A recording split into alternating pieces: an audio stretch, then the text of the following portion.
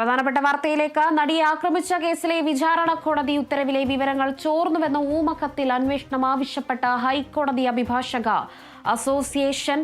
വിശദമായ അന്വേഷണം ആവശ്യപ്പെട്ട ഹൈക്കോടതി അഭിഭാഷക അസോസിയേഷൻ പ്രസിഡന്റ് ചീഫ് ജസ്റ്റിസിന് കത്ത് കൈമാറി. ജഡ്ജി ഹണി എം വർഗീസ് സുഹൃത്തായ ഷേർലിയെ കൊണ്ട് വിധി തയ്യാറാക്കുകയും ദിലീപിന്റെ സുഹൃത്തും കേസിലെ പ്രതിയുമായ ശരത്തിനെ കാണിച്ച കച്ചവടം ഉറപ്പിച്ചു എന്നതാണ് ഊമക്കത്തിലെ ആരോപണം. വിവരങ്ങളുമായി ആന്റണിയാണ് ചേരുന്നത്. ആന്റണി, എന്തായാലും വലിയൊരു രീതിയിലുള്ളൊരു വാർത്ത തന്നെയാണ് ഇപ്പോൾ പുറത്തു വന്നിരിക്കുന്നത്. എങ്ങനെയാണ് ആന്റണി വിവരങ്ങൾ? തീർച്ചയായും 2-ാം തീയതി 2/2/2025 ഡിസംബർ 2 എന്ന ഒരു തീയതി വെച്ചാണ് ഒരു ഇന്ത്യൻ പൗരൻ എന്ന പേരിൽ ഒരു ഊമക്കത്ത് ഈ ഹൈക്കോടതി അഭിഭാഷക അസോസിയേഷന് ലഭിക്കുന്നത്. അതിൽ പ്രധാനമായും പറയുന്നത് ഈ 3 പ്രതികളെ, അതായത് ഈ ദിലീപ് അടക്കമുള്ള 7, 8, 9 പ്രതികളെ ഈ വരുന്ന വിധിയിൽ ഒഴിവാക്കും.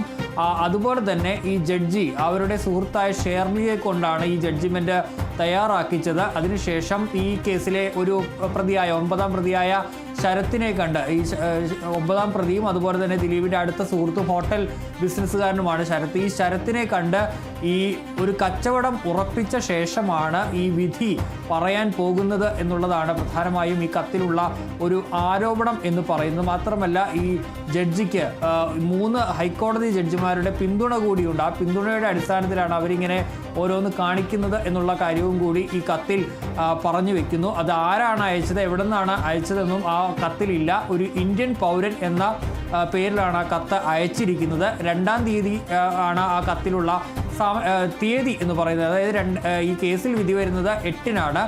പക്ഷേ ഈ കത്ത് വന്നിരിക്കുന്നത് 2-ാം തീയതി എന്നുള്ള ഒരു സമയം വെച്ചുകൊണ്ടാണ് ഹൈക്കോടതി അസോസിയേഷൻ ആ കത്ത് വന്നിരിക്കുന്നത്. അതിൽ ഈ പ്രതികളെ നേരത്തെ വെറുതെ വിടാൻ പോകുന്നു എന്നതടക്കമുള്ള കാര്യങ്ങൾ ചൂണ്ടിക്കാണിക്കുന്നുണ്ട്. ഏതായാലും ഇക്കാര്യത്തിൽ ഒരു അന്വേഷണം ആവശ്യപ്പെട്ടാണ് ഈ കത്ത് ഇപ്പോൾ ഹൈക്കോടതി അഭിഭാഷക അസോസിയേഷൻ ചീഫ് ജസ്റ്റിസിനെ കൈമാറിയിരിക്കുന്നത്. ഇതിൽ ഒരു അന്വേഷണം വേണം എന്നുള്ളതാണ് പ്രധാനമായും ഉന്നയിച്ചിരിക്കുന്ന ഒരു കാര്യം എന്ന് പറയുന്നത്. കാരണം വിഷയത്തിൽ ഈ കത്ത് വിജിലൻസിൻ്റെ രജിസ്ട്രാർക്കോ അല്ലെങ്കിൽ മറ്റ് ഏജൻസികൾക്കോ കൈമാറണം എന്നുള്ളതാണ് കത്തിൽ പ്രധാനമായും ആവശ്യപ്പെട്ടിരിക്കുന്നത് ചീഫ് ജസ്റ്റിസിനോട്.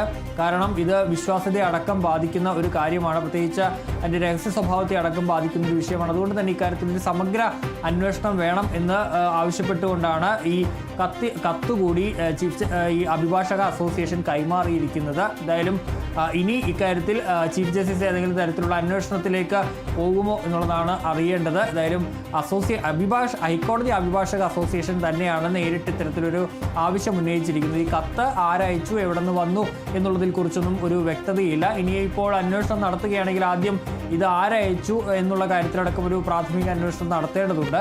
അത്തരം കാര്യങ്ങളിലേക്കൊക്കെ ഇനി ചീഫ് ജസ്റ്റിസ് ആണ് തീരുമാനമെടുക്കേണ്ടത്. ഏതായാലും അഭിഭാഷക അസോസിയേഷൻ ഇതൊരു ഗുരുതരമായ കാര്യമാണെന്ന് ചൂണ്ടിക്കാട്ടിക്കൊണ്ട് തന്നെയാണ് ഈ കത്തിപ്പോൾ ഹൈക്കോടതി ചീഫ് ജസ്റ്റിസിന് കൈമാറിയിരിക്കുന്നത്. ശരി, വ്യക്തമാണ് ആന്റണി.